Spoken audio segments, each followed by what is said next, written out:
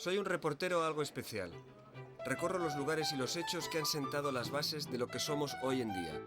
Me gusta ver, preguntar, investigar y contar lo sucedido. Porque soy un reportero de la historia.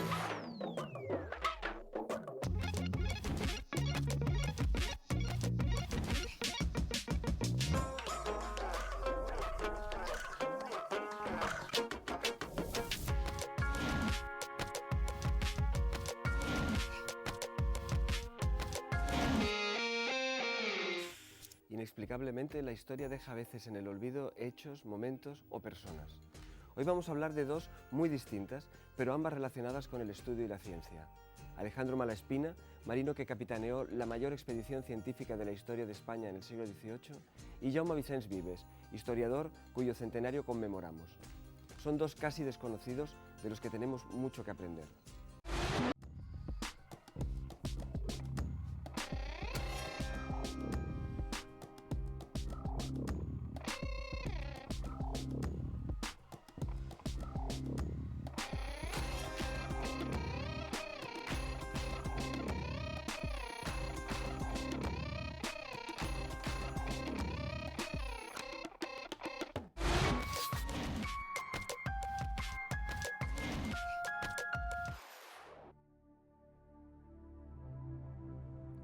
En 1885, el teniente de navío y miembro de la Real Academia de la Historia, Pedro de Novo y Colsón, publicó un libro titulado Viaje político-científico alrededor del mundo de las corbetas Descubierta y Atrevida al mando de los capitanes de navío don Alejandro Malaspina y don José Bustamante y Guerra, desde 1789 a 1794.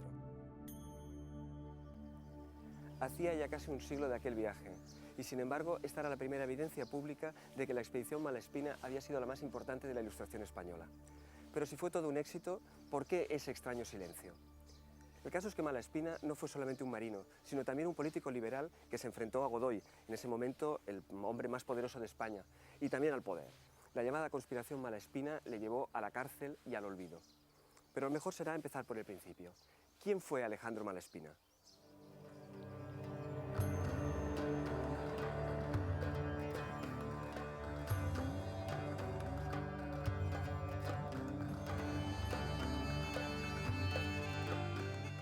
Alejandro Malaspina nació en Mulazzo, Italia, en 1754 y pronto, alentado por su tío Giovanni Fogliani de Aragón, virrey de Sicilia, ingresó como guardiamarina en Cádiz. ¿De dónde provenía la relación de Malaspina con la Ilustración? ¿Cómo es esa relación? Sí, vamos a ver, Malaspina es un hombre que nace en Liguria, en Italia, en un pueblo que se llama Mulazzano, pero que vive una carrera que es muy típica de una serie de personajes que se ponen al servicio de la monarquía española en el siglo XVIII. Es efectivamente un hombre apuesto y en el retrato que se hace, ¿no?, el retrato de parada, ¿no?, pues aparece realmente con una gran apostura. Él ingresa en la Orden de San Juan de Malta, hace esta serie de actividades marítimas que se conocen como correr caravanas. También es muy habitual en la época, se integra en la Academia de Guardiamarinas de Cádiz, de gran altura intelectual y sobre todo científica, pues va adoptando las formas de un pensamiento ilustrado. Él tenía una vertiente que era más bien la del científico y la del reformador social, y la otra vertiente es la de tener una idea de la transformación de la sociedad. Él quería ponerse al servicio de la monarquía a la que servía, y una prueba de ello es que antes de salir la expedición ya él tiene una especie de decálogo de preguntas sobre el funcionamiento del Imperio Español, y de que la expedición le sirva para contestar cómo está, en qué estado se encuentra el Imperio Español en aquel momento, qué defectos tiene, qué virtudes tiene, cómo se puede mejorar, qué se puede conseguir en el plano tanto de la organización económica como de la organización política. Todo lo que hace lo hace bajo la figura de la ciencia y del progreso. El 10 de septiembre de 1788, Alejandro Malaspina y José de Bustamante remiten una carta a Antonio Valdés, ministro de Marina de Carlos III, proponiéndole realizar una expedición científica alrededor del mundo. La proposición será rápidamente aceptada y los mejores marinos, pintores y naturalistas se embarcarán en un viaje que tiene por objetivo conocer la flora, la fauna y las gentes de las colonias hispánicas. En el Arsenal de la Carraca se organizará todo el viaje. Bueno, aquí estamos en la Carraca, los astilleros navales, que tienen mucho que ver con la memoria de Malaspina, ¿no? Pues claro, evidentemente, aquí se preparó todo, en el arsenal de la Carraca. Aquí coincidió también con Bustamante y desde aquí se organiza toda la expedición. Desde mi punto de vista es la cuna, ¿no?, de la expedición de Malaspina. Este es uno de los primeros centros de la Ilustración en España, y porque es también un elemento fundamental de lo que se ha dado en llamar el reformismo borbónico. Aquí es donde se construyen expresamente en el Ministerio de Valdés las dos corbetas, Atrevida y Descubierta. Atrevida y Descubierta, que sus nombres o sus alias, como queramos llamar, sí, eran Santa Justa y Santa Rufina, que eso que es lo que la gente no lo suele saber. Bien, Y salieron de aquí, precisamente. salieron de aquí, del muelle principal, del muelle San Fernando del arsenal de la Carraca. ¿Cómo era desde el punto de vista militar esa expedición? ¿Llevaban infantería de marina? ¿Llevaban...? Bueno, era una expedición organizada exclusivamente para los objetivos científicos y económicos, ¿verdad?, sociales también. ¿Ese tipo de barcos eran parecidos un poco a los que llevaban en esa época las expediciones científicas francesas e inglesas, que eran quizá las que más conocemos? Claro, eran barcos similares. Es más, en esta época ya la construcción naval española y los sistemas constructivos habían evolucionado de una forma increíble. De hecho, nos encontramos probablemente ante el mejor sistema constructivo que tuvo nunca España, ¿no? Por fin, el 30 de julio de 1789, las corbetas Descubierta y Atrevida, nombres castellanizados de las afamadas Resolution y Discovery de James Cook, parten del puerto de Cádiz para iniciar la expedición Malaspina.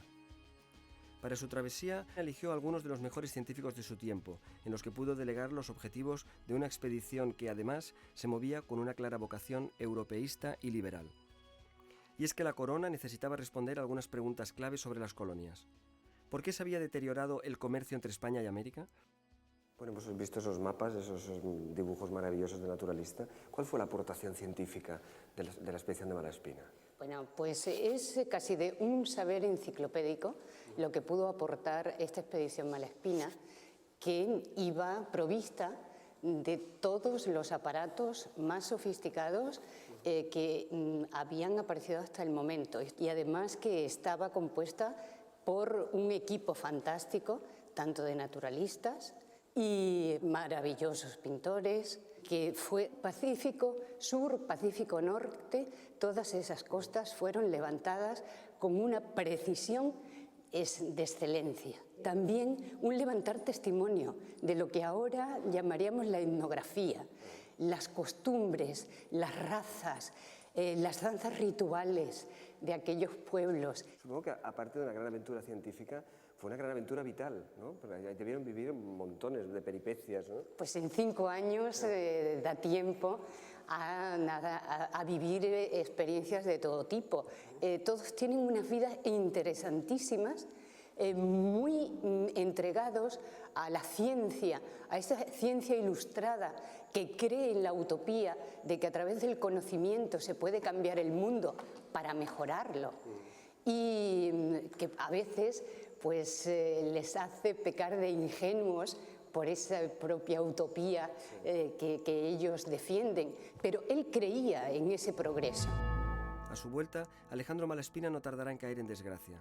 Su profundo espíritu reformista, plasmado en los informes políticos sobre la situación de las colonias, le acaba enfrentando a la situación política del momento.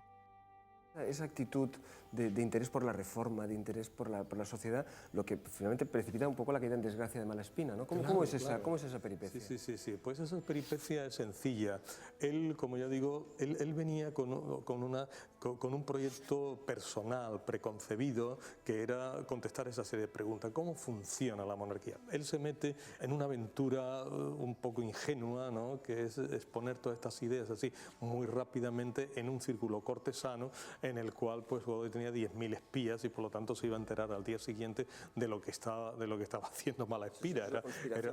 La conspiración Malaspina es una conspiración muy mal llevada, ¿no? Era una conspiración que todo el mundo sabía qué es lo que iba a pasar. Tiene incluso incluso el error, ¿no? la ingenuidad de que propone estas reestructuraciones del gobierno en las cuales ya Godoy no cabe. Incluso lo quiere mandar a la Alhambra allí en un dorado destierro y tal. Claro, Godoy esto no está dispuesto. Lo primero que hace es considerar que es una traición clarísima a la monarquía de España y que por lo tanto lo lleva al Consejo de Estado y allí pues le imponen un encierro, una prisión de 10 años, no en la Alhambra como quería para Godoy él, sino en el castillo de San Antón en La Coruña. Luego consigue la libertad y se va a Italia, pero allí en Liguria, que va a hacer tampoco nada y muere en el año 10, o sea que él, su vida se anula ahí totalmente. Bueno, ¿y qué fue de la Atrevida y la Descubierta? ¿Qué fue de nuestros barcos? Después de la expedición de Malespina, ¿qué ocurrió con las embarcaciones? Se vio cómo esa flota se va deshaciendo prácticamente en los propios arsenales, pues por falta de mantenimiento, por los problemas económicos. ¿Se conservan restos de alguno de los dos barcos o no? No, que tengamos constancia, no tenemos restos de ninguno de los barcos. ¿Y todo eso qué dejó, digamos, para España, para la ciencia española? ¿Sirvió para desarrollarse la ciencia española o es un capítulo que quedó ahí aislado en nuestra historia? Pues la verdad es que la historia de España en el siglo XIX es muy desgraciada.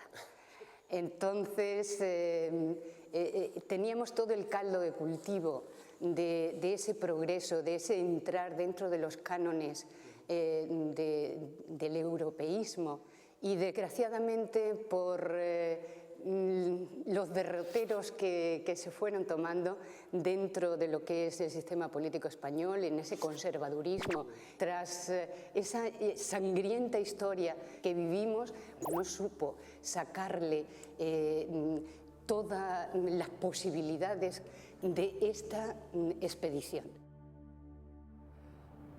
Considerado muy buen marinero, pero muy mal político, como dijo de él su amigo Valdés, y a pesar del silencio que ha pesado sobre Malespina y su obra, la expedición por fin ha entrado en las páginas de la historia.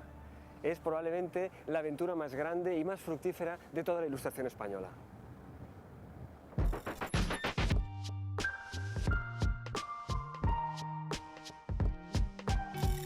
Josep Fontana, catedrático emérito de Historia en la Universidad Pompeu Fabra, es una de las voces más prestigiosas de la historiografía española. Discípulo de Jaume Vicens Vives y de Ferran Soldevila, Fontana reivindica la herencia de las grandes tradiciones revolucionarias. El papel del historiador es bastante más complejo de lo que parece a primera vista. En especial en cuanto se refiere a la enseñanza, es a inducir a desconfiar de todo lo que se pretende presentar como verdades inmutables y enseñar a la gente a pensar por su cuenta acerca del presente y del pasado. A mis estudiantes, y mis estudiantes son adultos que están haciendo el doctorado, o sea, no son críos, que nadie sabe historia, en el sentido de decir que existen unos conocimientos cuya posesión le da uno, sino que ese es un terreno que está cambiando continuamente. La memoria del historiador no es una memoria de hechos y de datos. Mi primer maestro, que fue Ferran Soldevila, me explicaba que él no sabía fechas, ninguna fecha, que cuando necesitaba una fecha la iba a consultar un libro. La memoria del historiador es una memoria de relación, pero uno lo que tiene que hacer es no estar sujeto a ninguna forma de visión dogmática ni de pertenencia sectaria a ningún grupo. Lo que tiene que hacer es utilizar toda herramienta que sirva para interpretar. Y esas herramientas las tienes te vienen de cualquier campo y de cualquier lectura. Te vienen desde la lectura de historiadores grecorromanos, es decir, en mi caso, por ejemplo, pues de un historiador como Polibio, estudiado más o menos a fondo y tal, pasan por las aportaciones de gente como Maquiavelo de las Historias Fiorentine, por todas las grandes aportaciones del siglo XVIII, por Marx, por el siglo XX. Lo que hay que hacer es precisamente utilizar todas las herramientas que te sean útiles para hacer tu trabajo. Habría que explicarles a la gente que en el fondo todos, no solo los historiadores, sino y eso lo dice Stephen Jay Gould, incluso los paleontólogos, lo que estamos haciendo siempre es explicar una historia. Lo que estamos haciendo siempre es tratar de contar alguna cosa y hay que saber construir el trabajo para que no se convierta en una especie de tratado analítico que solo va a interesar a los especialistas para ir a sacar de allí datos, sino que se convierta en algo que se puede contar a la gente, ¿no? Yo pienso que hay un esfuerzo que habría que hacer para romper esa idea de que lo único que importa es lo que se opina entre estas paredes y tratar de acercarse más al público, evitando que buena parte del mensaje que recibe el público medio viene de publicistas y de gente no precisamente preparada para esta función. Hay grupos de una evidente influencia y con un peso considerable en la enseñanza que ejercen censuras muy serias y muy rigurosas. En estos momentos, pues, tiene usted que hay todo un grupo de universidades privadas que, si no me equivoco, están ahora controladas por los legionarios de Cristo, pero es que, por otra parte, no se trata solamente de que existan controles oficiales que impongan. A eso le temo menos. Vivimos la experiencia del franquismo, donde en realidad la gente que enseñábamos aprendimos a explicar lo que queríamos explicar.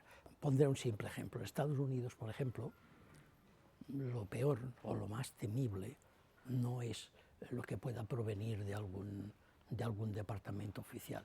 Lo más temible es lo que proviene de los padres de familia. Son, por ejemplo, los padres de familia los que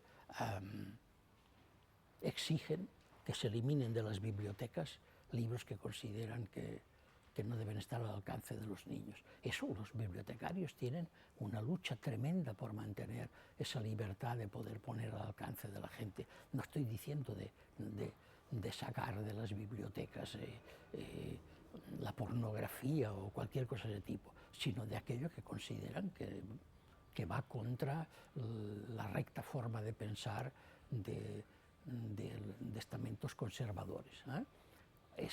En Estados Unidos es una batalla que se tiene por esto, o incluso por mantener a los bibliotecarios que no cumplan con la demanda que con frecuencia se hace de que les ofrezcan las listas de los lectores que han pedido determinados libros. Esa censura viene insisto, de los propios padres de familia, que naturalmente procede de todo un lavado colectivo de cerebro efectuado pues, por todo un montón de elementos, incluyendo pues, todos los del señor Murdoch, ¿no? de la Fox y sus cadenas de televisión y de lo que se quiera, ¿no? Estamos en momentos que no son fáciles, pero donde lo que hay que hacer es reivindicar el derecho a opinar libremente y sobre todo el derecho a luchar contra cualquier tipo de adoctrinamiento. Y lo que hay que estimular en los estudiantes que tenemos es hacerles a desconfiar de cualquier verdad establecida, a pensar críticamente, a juzgar por sí mismos y a valorar de acuerdo con esta experiencia lo que ven a su alrededor.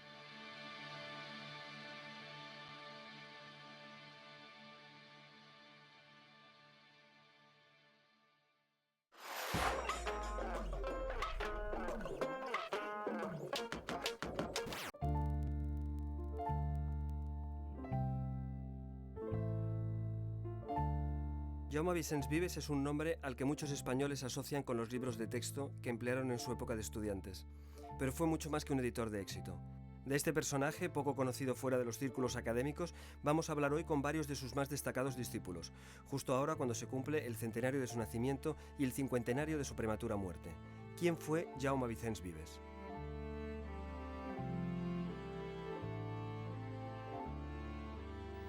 Él decía que tenemos que conocer a las gentes, que tenemos que saber cómo somos y qué podemos ser.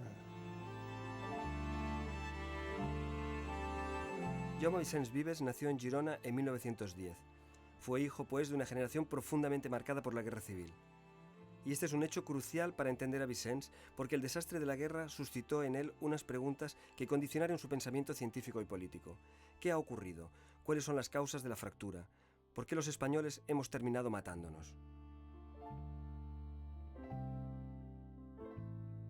Consideraba que el historiador no tenía que encerrarse en el mundo exclusivo de la universidad y hacer su pequeña investigación, sino que debía proyectar su obra hacia la sociedad.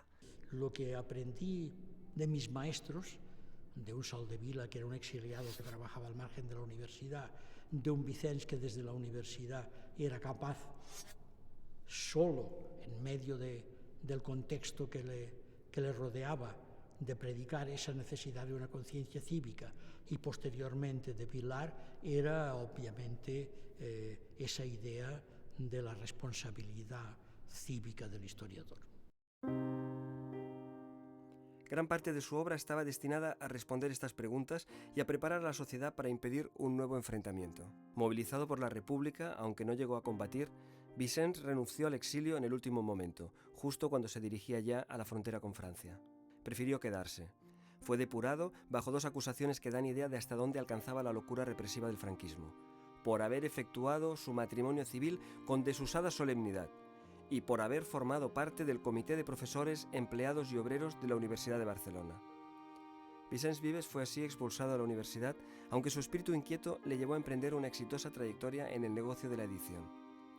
En 1942 creó la editorial Teide, un medio de vida para su familia y también una herramienta fundamental para la renovación de los libros de texto en la enseñanza básica. Introdujo toda una riqueza, digamos, visual, que en los libros de geografía especialmente es esencial, fundamental. Yo he conocido libros de texto de geografía de los años 20 y 30 donde no había un mapa. Tras unos años de purga por su pasado político, algunos movimientos de aproximación a las posiciones políticas del régimen y contactos con grupos intelectuales de Madrid vinculados al Opus Dei, Vicens consiguió volver a la universidad. Yo conozco a Vicens cuando él y yo somos posiblemente calificados de franquistas. Cuando realmente todos los que vivíamos entonces en España éramos franquistas por obligación.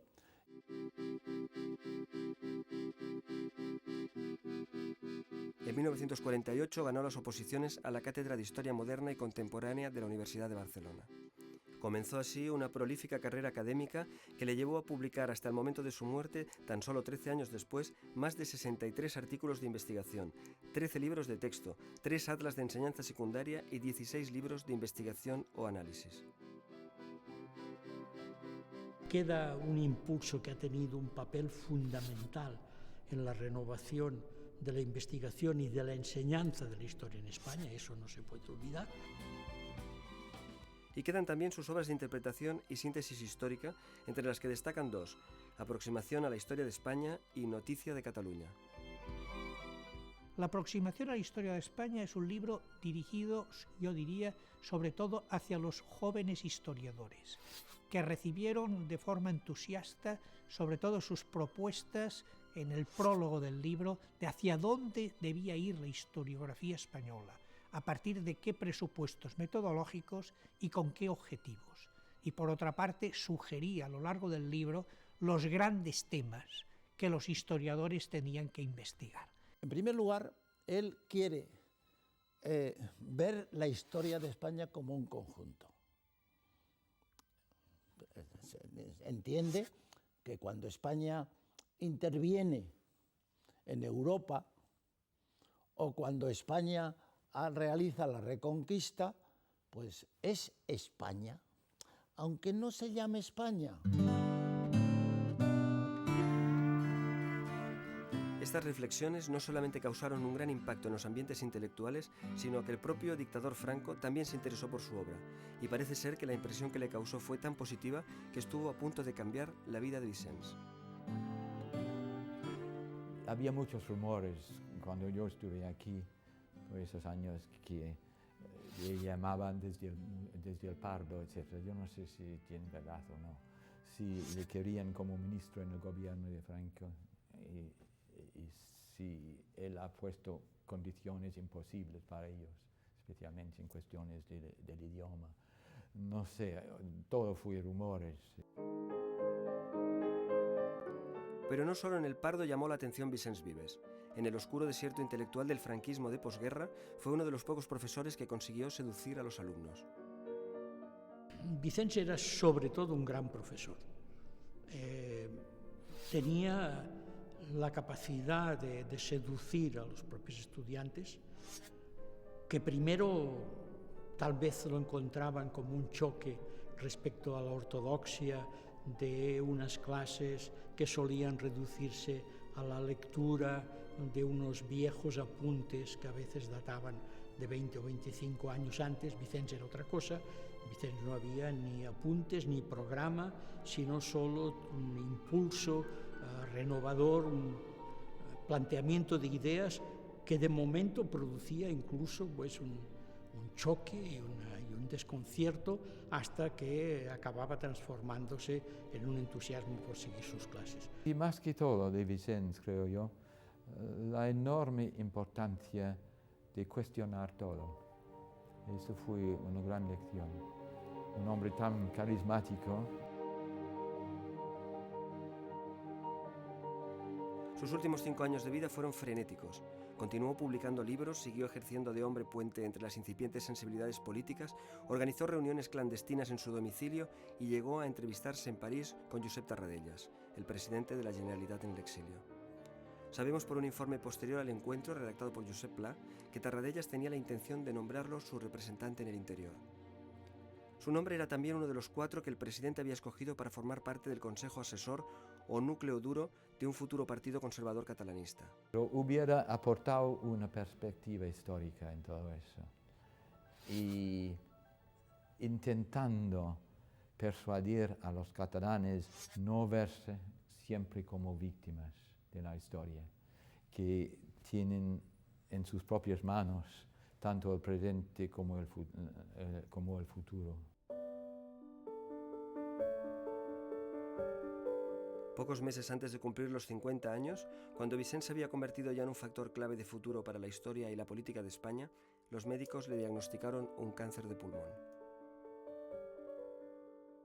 Yo no sé si había tenido alguna intuición que no tenía una vida muy larga o algo, pero esta obsesión para hacer todo con tanta rapidez.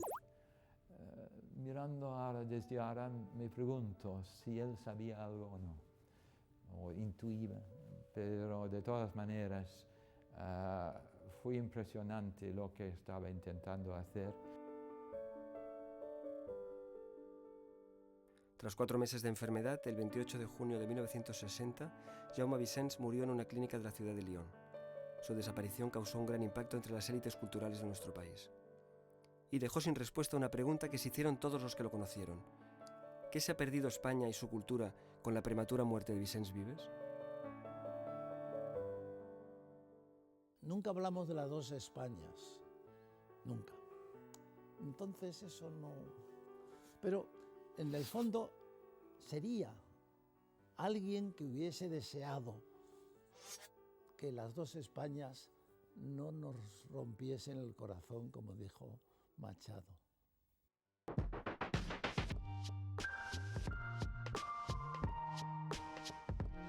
Una historia del siglo XX a través de su música.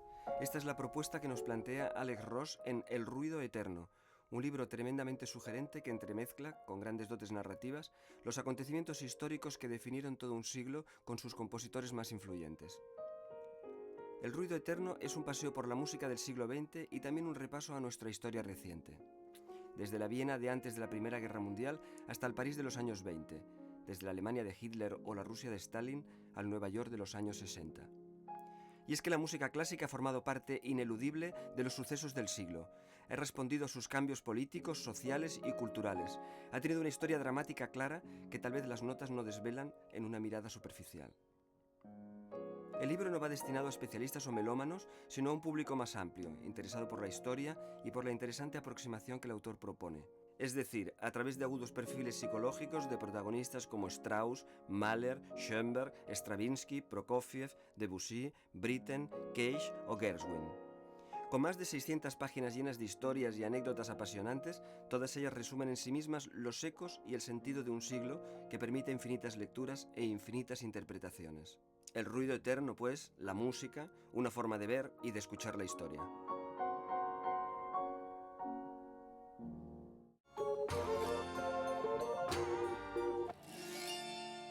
Un personaje de la historia y un historiador. Dos ilustrados, dos hombres en cierta forma adelantados a su época que vivieron en momentos más propicios a la oscuridad que a la luz. Sufrieron las consecuencias, pero el país también porque desaprovechó sus enseñanzas.